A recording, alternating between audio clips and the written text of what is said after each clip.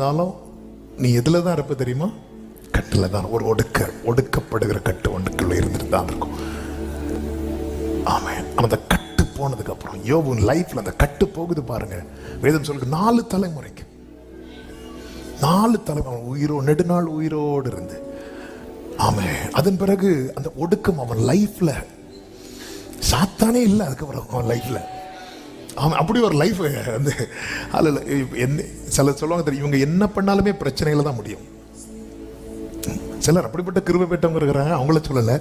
சில இவங்க என்ன எதுல கை வச்சாலுமே பிரச்சனை, வேற யாரு பண்ணாலும் ஈஸியா முடிஞ்சிடும், இவங்க பண்ணா பெரிய நெருக்கம். ஒடுக்கம் இல்லாத விசாலத்திலே உங்களுடைய போஜன பந்தி கொழுமையான பதார்த்தங்களால் நிறைந்திருக்கும். யார்கிட்ட சொல்றார் தெரியுமா இந்த வார்த்தையை? நேற்று கொஞ்சம் மெடிடேட் பண்ணும்போது எப்படி இருந்திருக்கும் யோபுவுக்கு? ஓங்கி ஒரு குத்து கொடுக்கணும் போல இருக்கும். ஏன்னா யோபு இப்போ எதனால நிறைந்திருக்கு?